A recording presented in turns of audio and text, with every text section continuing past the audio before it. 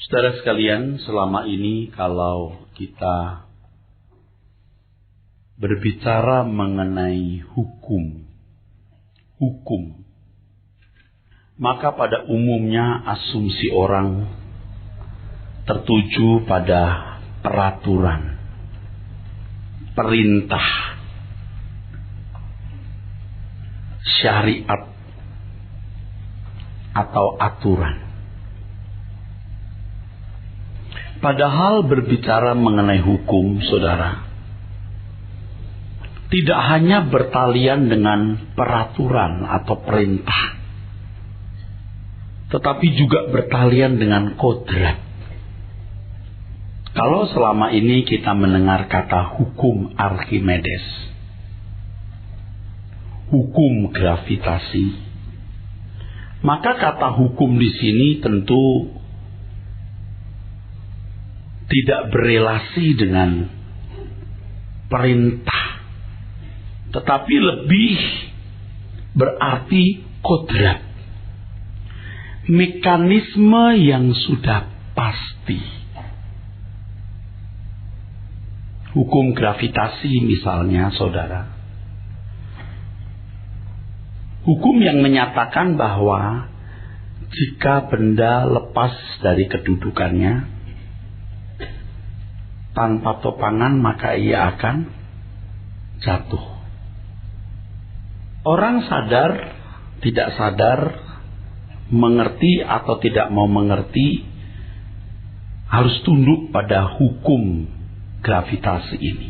Artinya pada kodrat itu, pada mekanisme yang pasti. Mekanisme yang pasti berlangsung, mekanisme yang pasti terjadi, saudara.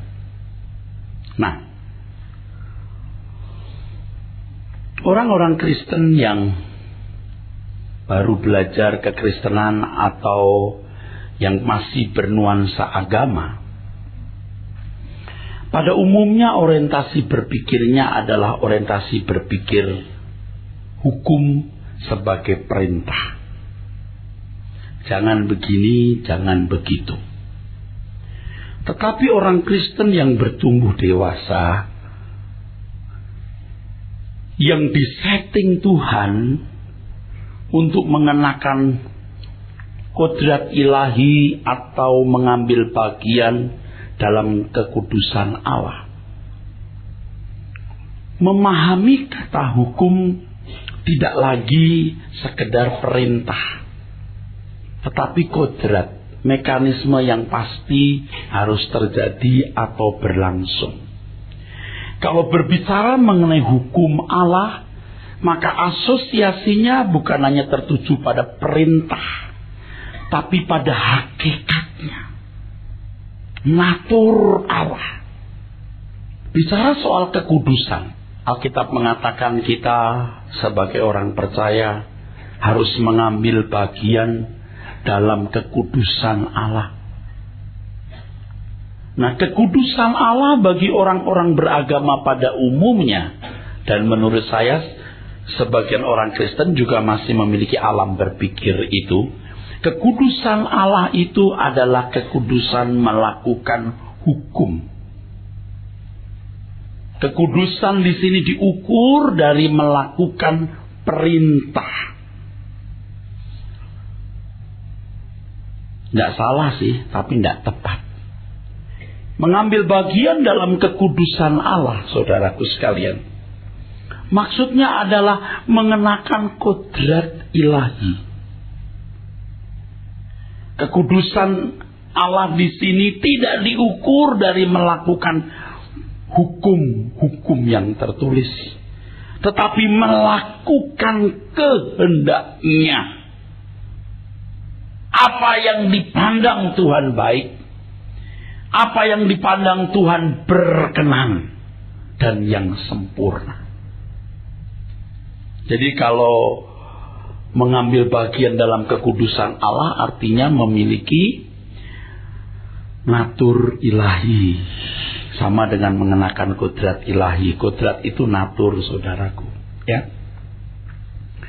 Mengambil bagian dalam kekudusan Allah artinya berpola pikir seperti seperti Allah, memiliki kecerdasan roh untuk melakukan segala sesuatu yang sesuai dengan kehendak Allah.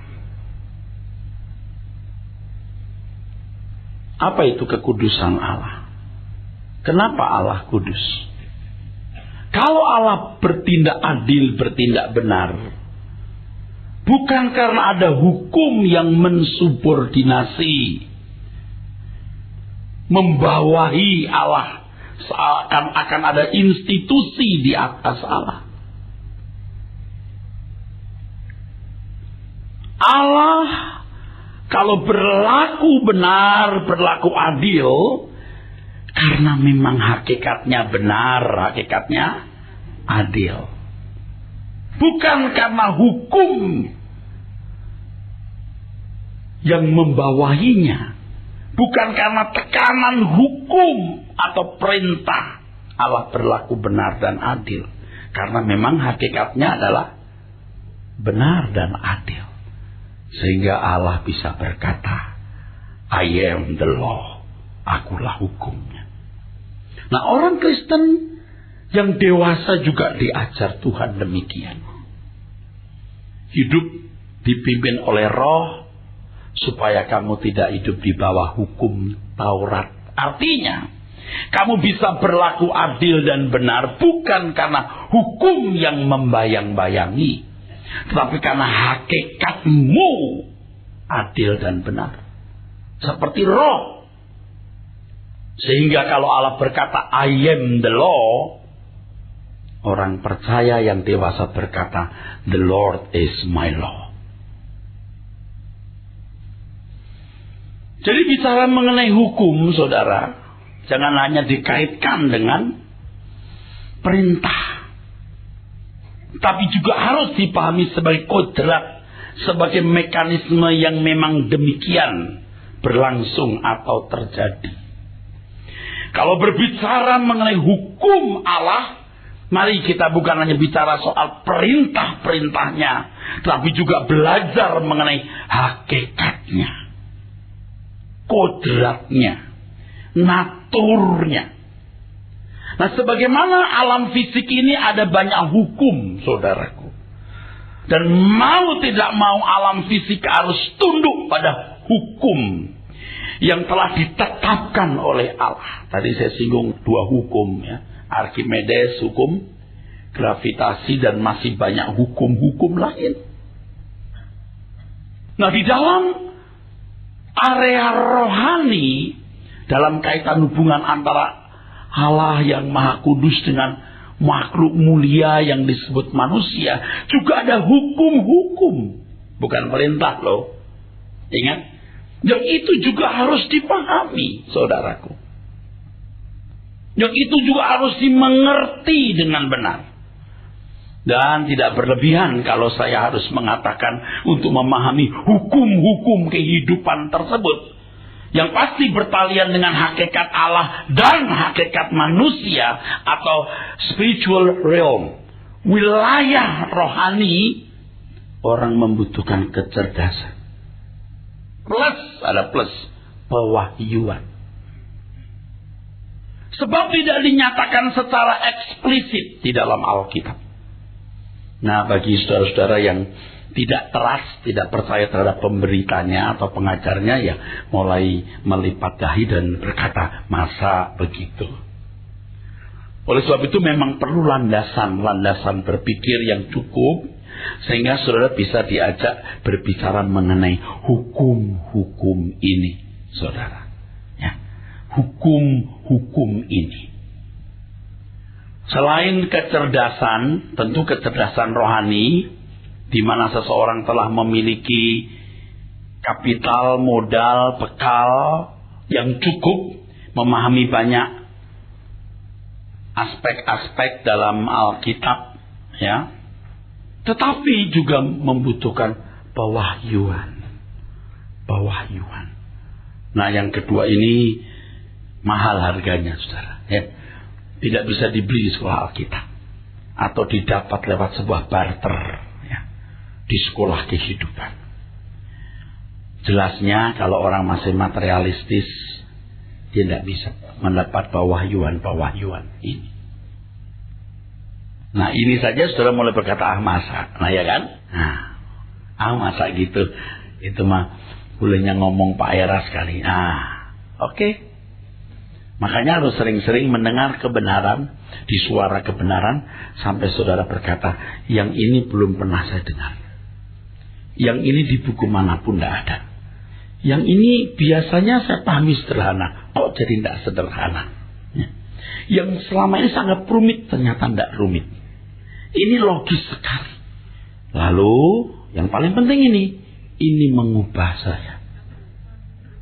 Itu pewahyuan itu akan membuat orang, aku mengerti, aku kagum terhadap kebenaran.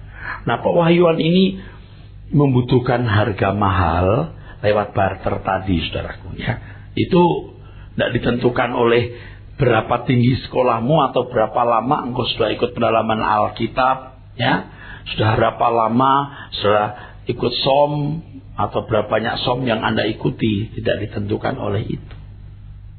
Percaya apa yang saya katakan? Tidak peduli saudara punya Alkitab, garis bawahi, di highlight, sampai kayak lukisan di situ. Tapi kalau memang kau masih materialistis dan tidak berani mencintai Tuhan lebih dari nyawamu, ya tidak bisa, saudara. Tidak bisa. Tidak bisa. Nah, saya mengerti ada orang-orang yang rajin mendengar suara kebenaran. Ya, dia berkata tahu gitu, tapi tidak melakukan kebenaran itu. Sebab dia tidak punya pewahyuan. Apa sih artinya mencintai Tuhan? Kalimat mencintai Tuhan semua kita mendengar. Dan kita pasti punya semacam opini, asumsi atau anggapan. Tetapi masing-masing orang beda memahami kata mengasihi Tuhan itu. Sebab masing-masing punya pengalaman yang berbeda. Dan kalau untuk hal ini agak misah dulu saudara, hal mengasihi Tuhan ini. Kalau seseorang sungguh-sungguh mengasihi Tuhan, ia pasti membuktikan kasihnya itu. Pasti. Orang yang jatuh cinta itu tidak bisa menutupi jatuh cintanya. Tidak mungkin tidak berbuat sesuatu kepada orang yang dicintai. Tidak mungkin. Jadi kalau seorang mengasihi Tuhan, pasti ada langkah-langkah konkret yang dilakukannya, saudaraku. Nah, ini juga bisa merupakan hukum. Hukum. Antar sesama pun juga punya hukum-hukum. Relasi antar sesama, relasi dengan Tuhan. Nah, saya bicara soal rule of the game. Kalau selama ini saya sering hanya kutip, sepotong besok kutip yang lain. Khusus mulai hari ini saya bicara soal rule of the game. Hukum dari sebuah perjalanan hidup. Game di sini bukan game mainan, ini kehidupan, saudara. Kenapa saya mengambil keputusan untuk menyampaikan ini? Sebab kebenaran ini ternyata menjadi kunci dari banyak pertanyaan yang selama ini tidak terjawab. Jadi ketika satu kebenaran dibukakan oleh Tuhan, maka hal-hal lain yang selama ini menjadi semacam misteri mulai terbuka, mulai terungkap. Dan salah satu kunci yang saya dapatkan dan tentu saya alami adalah mengenai hal ini, yang saya berjudul Rule of the Game. Saya terus terang juga bingung mencari tema. Judulnya apa? Kodrat kehidupan. Aduh, kurang enak. Bikin yang agak sedikit nyentrik. Rule of the Game. Dan saudara akan masuk sekolah kehidupan melalui pemahaman ini. Pernah timbul pertanyaan yang sulit untuk menemukan jawabnya. Mengapa ketika Lucifer beserta para malaikat yang berhasil dihasutnya memberontak, Allah tidak segera membinasakan mereka seketika itu juga dan menghukumnya. Kalau hal itu dilakukan Allah, bukankah logikanya Lucifer dan para pengikutnya tidak lebih merajalela? Kalau pada waktu mereka memberontak, Tuhan tindas dan Tuhan hukum, Tuhan habisi mereka, maka tidak akan ada kejatuhan manusia dalam dosa. Tidak akan ada ular yang melingkar di pohon kehidupan. Dunia tidak akan menghadapi bencana oleh sepak terjang oknum Lucifer dan para malaikat yang jatuh tersebut. Di sini saudara sekalian tidak pernah dipersoalkan. Kenapa saya mengatakan ini? Ya karena dari dulu selama 30 tahun lebih saya di ladang Tuhan ini, tentu banyak buku yang telah saya baca, saya belum pernah menemukan tulisan yang mempersoalkan hal ini. Mungkin pertanyaan itu juga bisa dianggap konyol. Oleh karena tidak mempersoalkannya, maka terkesan Allah membuat cerita. Memang sengaja digituin. Memang sengaja digituin. Memang sengaja dibuat demikian oleh Allah, supaya iblis nanti mencobai manusia, manusia jatuh dalam dosa, dan seterusnya. Lalu orang berpikir sederhana, itulah skenario Allah yang punya kedaulatan dan jangan sentuh-sentuh kedaulatannya itu. Kurang ajar kamu kalau sentuh-sentuh kedaulatannya. Saya tidak bermaksud menyentuh kedaulatan Allah dengan tidak hormat. Saya mau belajar mengenai kedaulatannya tersebut, karena itu bagian dari hukum kehidupan yang saya harus tahu. Itu bagian dari natur atau hakikat Allah yang harus saya pahami lengkap. Saya harus menemukan jawaban dari pertanyaan itu selogis mungkin, tetapi yang seimplikatif mungkin. Artinya kalau saya menemukan jawabnya, maka jawaban itu harus membuat hidup saya berubah jadi baik.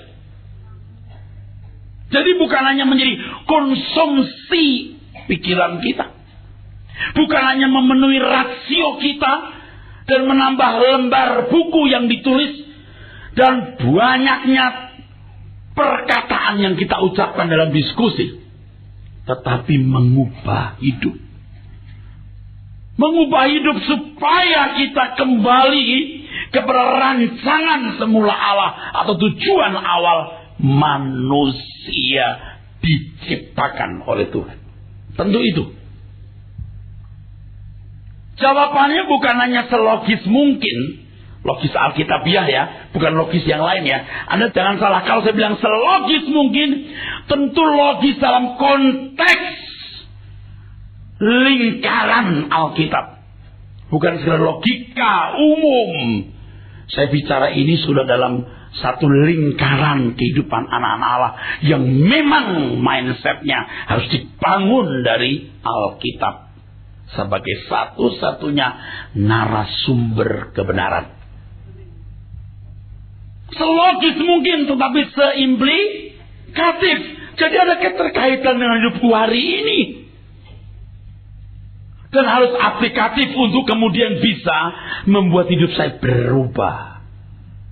Kalau tidak, buat apa? Gagah-gagahan menjawab pertanyaan, gagah-gagahan berteologia, untuk apa? Gagah-gagahan untuk bisa berbicara tentang Tuhan, lalu akhirnya menjadi sombong rohani. Banyak orang kan merasa sudah bisa menjawab pertanyaan, ngomong tentang Tuhan. Saudara, yang penting adalah bagaimana hidup kita sungguh-sungguh berubah menjadi seperti yang Tuhan inginkan. Nah, saudaraku sekalian, dalam kitab Wahyu pasal 12 ayat 7 sampai 9 dikatakan bahwa malaikat-malaikat Allah lah yang berperang dengan naga. Naga yang adalah gambaran Lucifer beserta dengan malaikat-malaikatnya. Kalau saya tanya, kok tahu Pak itu gambaran Lucifer? Saya harus membedah judul Lucifer dalam 10-11 pertemuan. Jadi ini bukan tanpa dasar, sorry. Saya dibesarkan dalam lingkungan yang mesti kalau bicara harus ada landasannya. Dan banyak orang-orang di sekitar saya yang saya pandang pinter-pinter, analitis dan jujur. Jujur sini artinya berbicara, sharing dengan saya dengan hati yang sungguh-sungguh mau tahu atau mau mengoreksi dengan tulus. Pak, kalau begini gimana? Kalau begini gimana? Bukan mau ngajak ribut. Dan saya juga sudah diskusi, sudah sharing, walaupun menurut saya masih kurang banyak, ya. Tetapi sudah tidak ada waktu lagi, saudaraku sekalian, untuk memendam ini. Saya harus merilis. Mengapa bukan Allah sendiri yang bertindak, tetapi malaikat-malaikatnya yang berperang? Pada akhirnya, saudaraku, bukan malaikat-malaikat Allah yang bisa mengalahkan iblis, tetapi darah Tuhan Yesus dan perkataan kesaksian mereka yang tidak menyayangkan nyawanya. Supaya saudara puas, kita baca Wahyu 12. Sebenarnya saya tidak ingin membaca karena masih banyak yang harus saya bedah. Tetapi supaya saudara dapat verifikasi memang begitu ayat itu. So kita baca Pak. Maka timbullah peperangan di surga. Mikael dan malaikat-malaikatnya berperang melawan naga itu, dan naga itu dibantu oleh malaikat-malaikatnya. Tetapi mereka tidak dapat bertahan. Mereka tidak mendapat tempat lagi di surga. Dan naga besar itu, si ular tua, yang disebut iblis atau Satan, yang menyesatkan seluruh dunia, dilemparkan ke bawah. Ia dilemparkan ke bumi bersama-sama dengan malaikat-malaikatnya.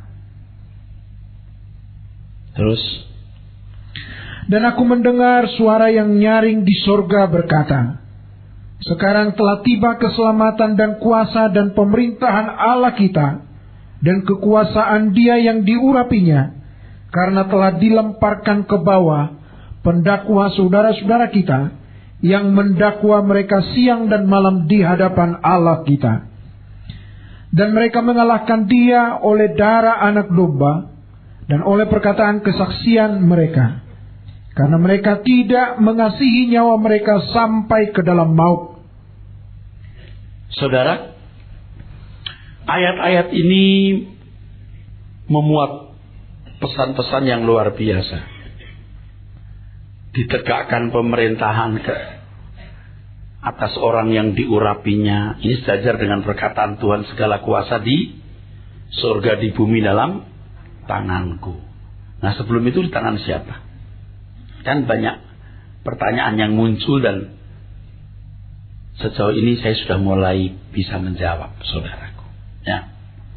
Tetapi untuk kali ini cukup kita mengalokasi pembahasan kita mengenai kenyataan bahwa iblis bisa dikalahkan oleh darah anak domba dan kesaksian hidup orang yang tidak menyayangkan nyawanya.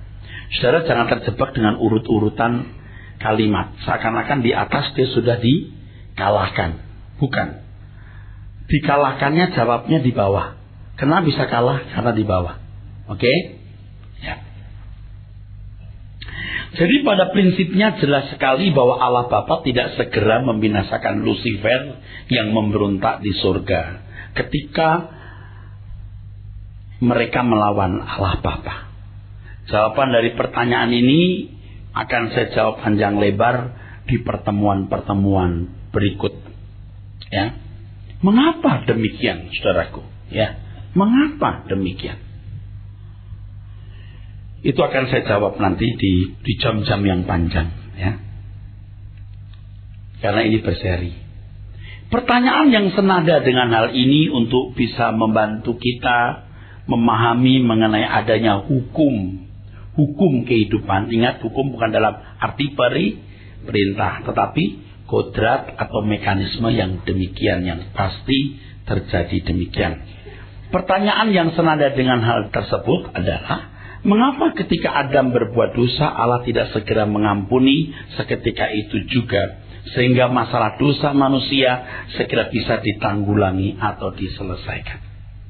Ini pun juga sering tidak dipersoalkan, saudara, ya. Pokoknya taunya nanti ada darah Yesus gitu ya, saudara. Tapi kenapa mesti nunggu begitu lama ya, saudara? Sehingga kurbannya kan banyak. Kan dengan pikiran sederhana orang bisa berkata, kan bisa diampuni. Seperti misalnya saudara saya salah kepada saya ampuni hari itu juga selesai, kita berdamai. Kok lama bener sih Tuhan menyelesaikan masalah itu? Betul? Betul? Kan? Coba kita berpikir ya saudaraku ya.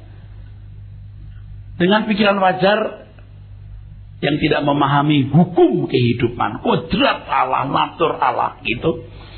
Kan kita bisa berkata, Allah bisa berkata kepada Adam, ya udah kamu kuampuni, selesai kan? Jadi tidak berlarut-larut begini, jadi korbannya banyak. Diampuni saja begitu, selesai. Lalu digarap baik-baik supaya nggak ada pembunuhan atas Habel dan banyak bencana yang terjadi. Seperti misalnya di rumah kita ribut dengan istri atau suami atau dengan mertua, dengan saudara, dengan ipar, kita berkata, ya udah saya maafkan, ya udah sekarang kita makan bareng yuk, selesai kan? Tapi tidak demikian. Kenapa kalau kita harus demikian? Nah, kita bicara soal apa itu pengampunan. Panjang lagi. Kalau Allah mengampuni bersyarat, harus ada syaratnya.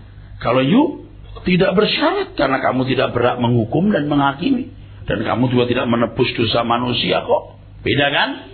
Nah, itu nanti bicara soal pengampunan. Nah, saudaraku, ternyata tidak sederhana kalau kita tidak melihat sesuatu di balik semua peristiwa tersebut.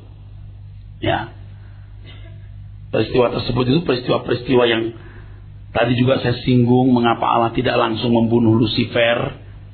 Kalau kita tidak melihat sesuatu, nah sesuatu ini yang kita akan bedah, maka kita akan memandang Allah seperti cerita dongeng atau mitos banyak agama yang tidak logis. Banyak dongeng-dongeng, cerita-cerita yang berlatar belakang agama, yang tidak boleh ditanya-tanyain, tidak boleh dianalisa, dibedah-bedah, kurang ajar dianggapnya. Kalau kita tidak boleh begitu, kita mesti nanya, kenapa Tuhan berbuat begini? Kenapa Allah berbuat begitu? Boleh. Kenapa tidak boleh? Justru harus. Tapi banyak kan agama misalnya, si dewa itu lahir dari burung gitu ya. Ya udah, kenapa dari burung? Ya udah begitu aja. Pada waktu itu dewa jatuh cinta kepada manusia, lalu lahir Hercules misalnya. Dia itu anak dewa Zeus gitu. Ya udah, terima aja. Udah nggak ada pertanyaan lagi. Tapi tidak dengan Alkitab. Kita mesti nanya. Kenapa Tuhan pilih bangsa Israel? Kenapa nggak pilih orang Manado? Oh, itu hak prerogatif Tuhan. Oke, betul itu hak prerogatif. Tapi kenapa mesti harus di Palestina? Pasti ada hal-hal yang luar biasa. Tindakan Tuhan itu cermat sekali, saudara. Kalau saya tanya, kenapa Pak? Ya, saya pindah tema nanti. Paham maksudnya? Tindakan Allah itu luar biasa. Keselamatan datang dari bangsa Yahudi. Dan itu pernyataan yang senada ada berapa di situ. Kenapa sih Yahudi banget, Yudaism banget? Saudara, hati-hati loh ya. Jangan berpusat pada Yudaism loh ya. Jangan berpikir salah ya. Kita tidak bisa meninggalkan sejarah bangsa Israel, betul ya. Tapi tidak boleh Yudaism sentris. Kenapa? Saya mau jawab. Pindah tema. Ini lebih panjang lagi yang ini.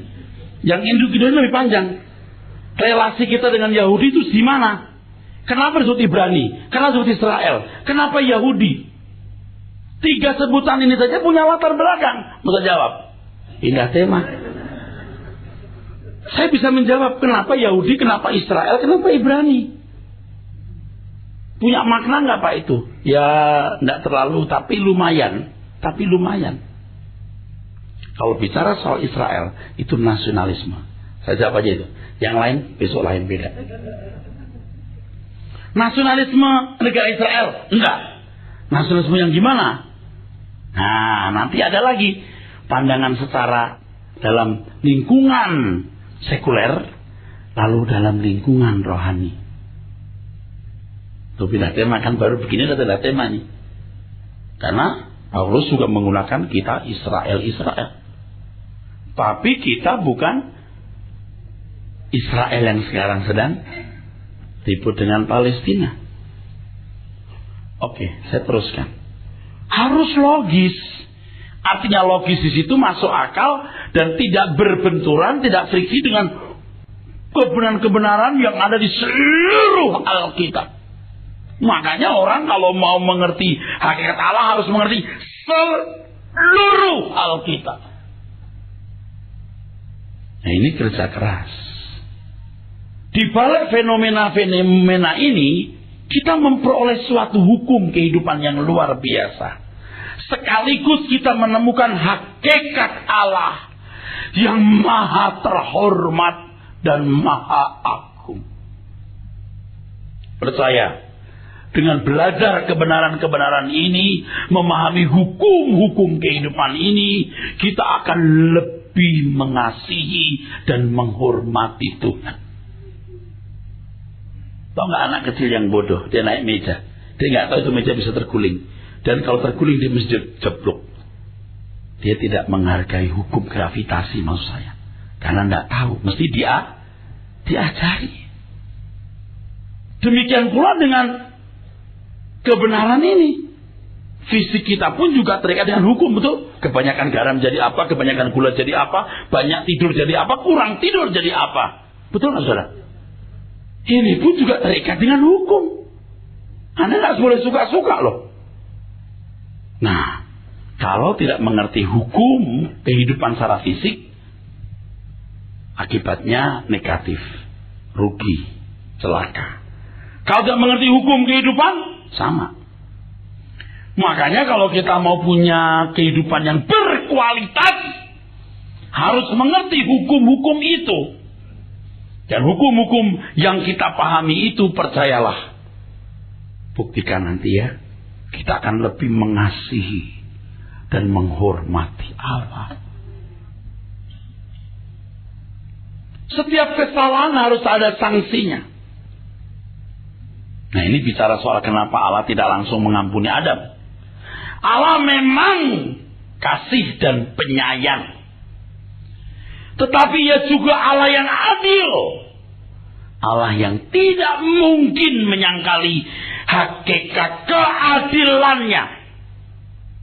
Dan Dia tidak mungkin mengkhianati dirinya sendiri. Keadilan Allah menuntut kesalahan mendapat ganjaran. Firman Tuhan mengatakan bahwa apa yang ditabur orang itu juga akan dituainya. Galatia 6 ayat 7. Tapi ada satu ayat yang saya minta saudara baca. Nahum pasal 1 ayat 3. Nah, mulai bingung di mana Nahum? Udah pulang tadi. Tadi sudah pulang itu Nahum, Pak. Itu Nahum Manur. Ini Nahum yang lain, saudaraku. Ini Nahum dalam Alkitab. Nahum pasal 1 ayat yang ketiga. Tuhan itu panjang sabar dan besar kuasa, tetapi Ia tidak sekali-kali membebaskan dari hukuman orang yang bersalah.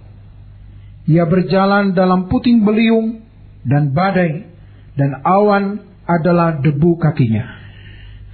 Saya kalau membaca dari ayat kedua, luar biasa. 4, luar biasa. Intinya adalah bahwa setiap kesalahan harus ada ganjaran. Jadi harus ada yang memikul kesalahan tersebut demi supaya manusia dapat dibebaskan. Firman Tuhan mengatakan upah dosa ialah maut, tetapi karunia Allah ialah hidup kekal dalam Kristus Yesus. Kalau Allah dengan mudah mengampuni kesalahan Adam, berarti Allah adalah Allah yang tidak adil. Allah yang tidak tertib. Allah yang tidak memiliki sistem dan aturan. Allah ngawur. Allah kampungan. Pasti itu bukan Allah yang benar. Kalau Allah yang benar, itu Allah yang adil, yang tertib, yang memiliki sistem aturan. Jadi kalau saudara menolak keselamatan dalam Yesus Kristus, tidak butuh pengganti. Tidak butuh yang menebus kesalahan dan menggantikan tempat di mana seharusnya kita dihukum. Kalau menolak cara keselamatan itu, berarti Anda punya Allah yang ngawur. Atau saudara memandang Allah yang tidak memiliki aturan. Tapi Allah penuh kasih, penyayang. Jangan lupa Allah juga Allah yang adil. Ya buat gampang aja. Tuh. Tadi saya bilang, mertua, ipar, saudara, suami, istri bikin salah. Ya udah saya maafkan, selesai ya. Kita anggap sudah selesai, mari kita makan bersama. Kita jalan hidup bersama seperti kemarin. Seakan-akan gak pernah terjadi sesuatu. Itu bisa. Kita tidak berhak menghukum, bisa. Tapi kalau Allah tidak. Karena Allah adalah Allah yang adil. I am the law. Dan dia tidak mungkin menyangkali keadilannya. Nah di sini Tuhan Yesus tampil sebagai penebus yang menanggung dosa manusia. Untuk memenuhi atau menjawab atau memuaskan keadilan Allah. Yang sekaligus membuktikan bahwa iblis bersalah dan pantas dihukum. Nah yang kedua ini penjelasan yang lain sebenarnya. Tapi saya tambahkan karena saya nggak mau kehilangan momentum untuk memberitahukan kepada saudara. Sebab ketika Tuhan Yesus berhasil menampilkan sosok pribadi anak Allah yang taat tak bersyarat kepada Bapa di surga, menghormati Bapa, setia kepada Bapa, di situ iblis terbukti salah. Seharusnya kamu seperti ini Lucifer, tapi kamu tidak seperti ini. Nah itu nanti kita bicara panjang lebar. Dengan demikian tidak bermaksud mempecundangi siapapun. Kepada saudara-saudaraku seiman, saudara-saudara orang percaya kepada Yesus, saya menegaskan hanya dalam kekristenan terhadap mekanisme keselamatan semacam ini. Mekanisme berhubungan dengan Allah seperti ini. Itulah sebabnya saudaraku sekalian, hanya dalam kekristenan yang memiliki keselamatan hanya oleh anugerah. Hanya dalam kekristenan ada penekanan-penegasan yang tidak bisa dikurangi. Sola gratia, only by grace.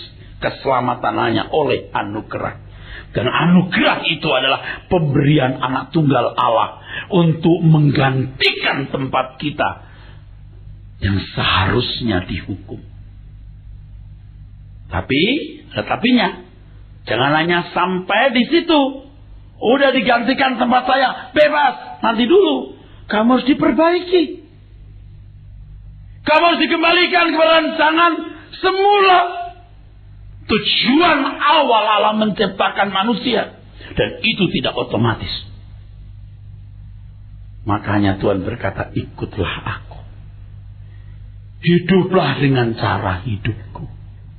Jangan sampai Tuhan marah dan berkata, aku tidak mengajarkan agama Kristen seperti yang kalian lakukan hari ini.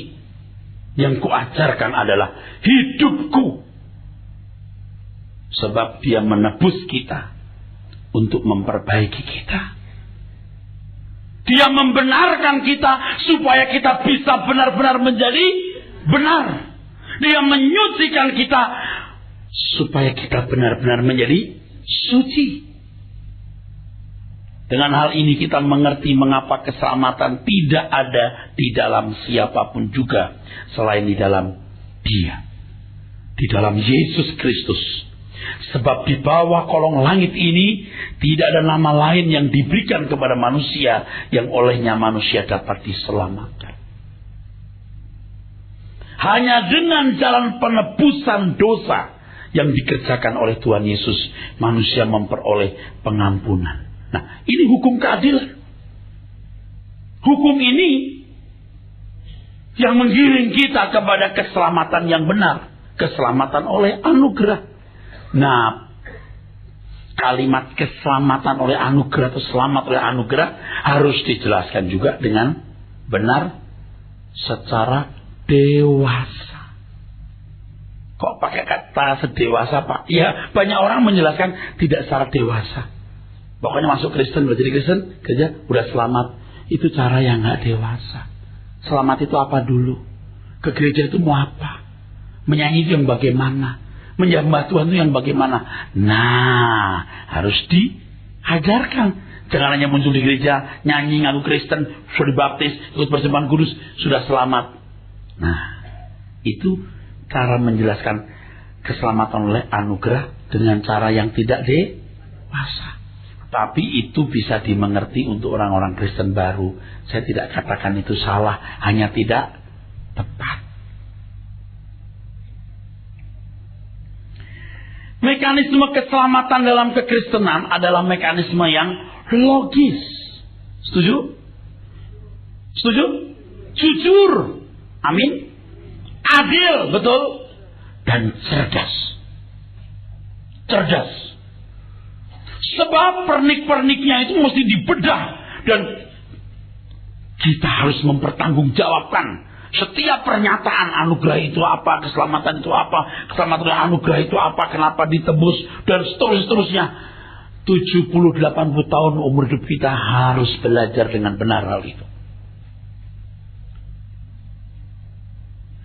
Nah, tidak bisa disalahkan kalau ada agama-agama sebelum zaman penggenapan, sebelum zaman keselamatan dalam Yesus diberitakan, tidak memiliki konsep ini dan tidak mengenakannya dalam hidup mereka karena mereka tidak tahu.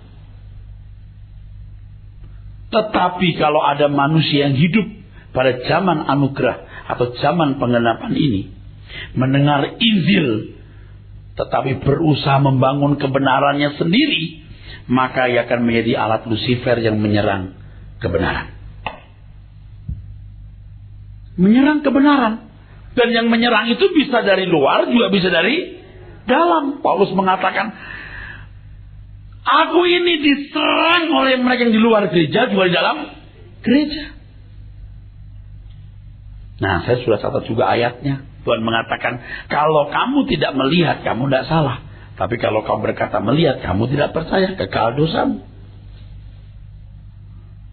Dan saudara tahu, kalau ada kekuatan yang mengajarkan bahwa keselamatan, persekutuan dengan Allah, dipulihkannya kembali hubungan dengan Allah tanpa korban penebusan, pasti itu Lucifer punya pekerjaan.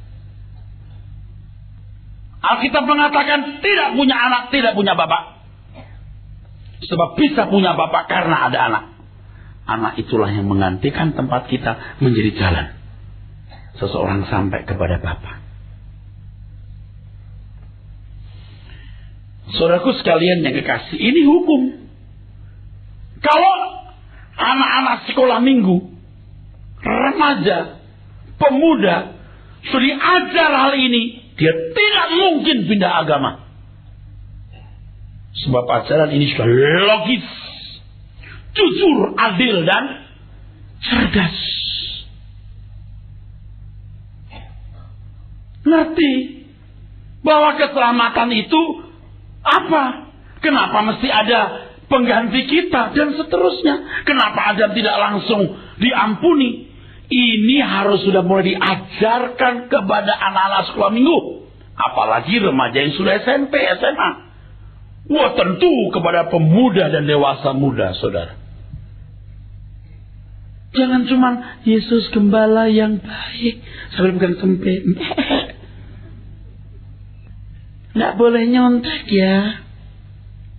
Wah, kalau cuma begitu, pelajaran-pelajaran moral begitu. Walaupun dengan penjelasan yang sederhana, hukum, bukan perintah ya, hukum kehidupan sudah diajarkan sedini mungkin. Nggak mungkin mereka mengkhianati Tuhan Yesus. Mereka ngerti kenapa keselamatan hanya dalam Yesus. Bukan karena papa mama saya Kristen. Jadi ya surga nurut, neraka katut.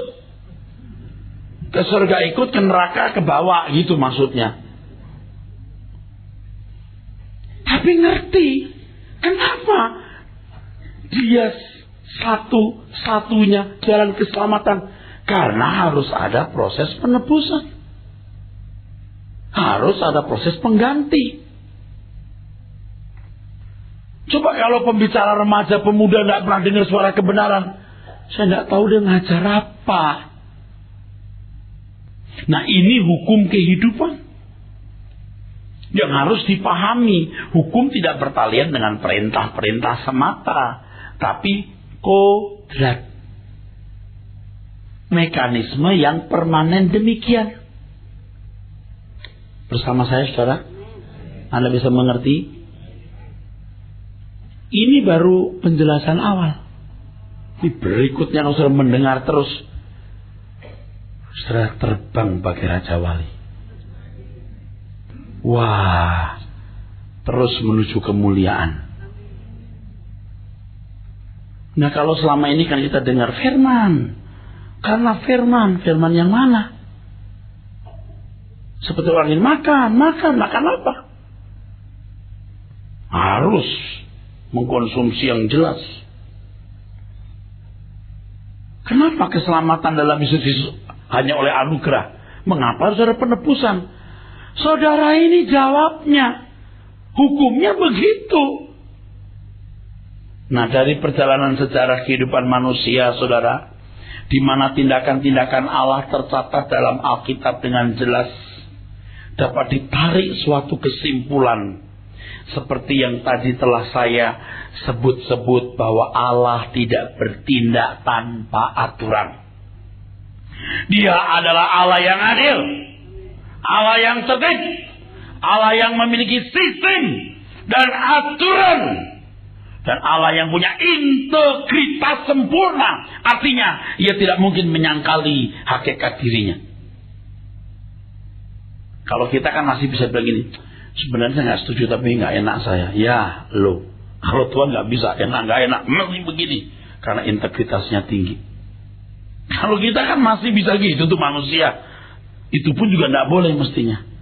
Kalau kebenaran kita bilang kebenaran, tapi ya nggak enak deh. Pak, semua agama juga menuju surga ya Pak ya? Ya nggak enak sih. Ya iya sih, mati nggak loh? Kan banyak jalan menuju ke Roma ya Pak? Iya. Jangan ke Roma, ke Senen pun banyak jalan. Mau Salemba, mau lewat jalur Gunung Sahari atau Kuitang. Kalau ke surga juga begitu. Enggak. Sebab harus ada penebusan. Dan Alkitab mengatakannya ada satu yang menebus. Nah, sekarang saya menjawab, kenapa Israel dipilih? Kenapa keselamatan di bangsa Yahudi? Karena harus ada satu penebus yang datang dari satu suku bangsa.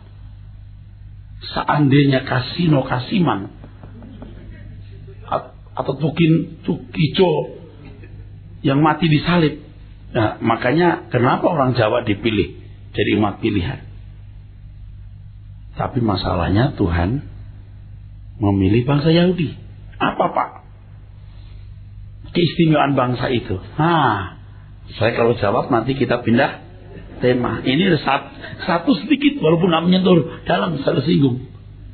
Kenapa keselamatan datang dari bangsa Yahudi? Karena tidak ada satu agama pun di dunia yang mengakui ada seorang yang menggantikan tempatnya di hadapan Allah untuk memikul dosa, kecuali Dia yang berkata, Eloi, Eloi lama sabata. Hebat nggak? Hebat. Kebenaran begini mesti anak-anak sekolah pun dikasih tahu. Supaya mereka bangga dengan kekristenannya. Tidak takut dibilang begini, Allahmu 3. Kalau 7 emangnya kenapa? Ya kita nggak mengatakan Allah kita 7 biji. Tapi kita tahu ada Allah Bapa dan Anak yang diutus menebus dosa. Bangga dengan Tuhan Yesus.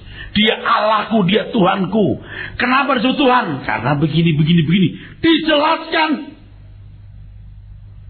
Mereka bukan hanya tidak pindah agama. Mereka bisa mempertaruhkan lehernya untuk kepentingan Tuhannya. Itu yang penting, saudaraku sekalian. Nah, saudaraku sekalian, apa yang saya sampaikan ini akan memberi inspirasi kepada kita untuk tidak bertindak sembrono. Manusia terikat dengan hukum kehidupan yang ditetapkan oleh Allah. Bahkan Allah sendiri konsekuen dengan apa yang telah ditetapkannya tersebut. Sebagai rule of the game. Sebagai hukum kehidupan yang tidak bisa dibantah atau ditolak. Amin.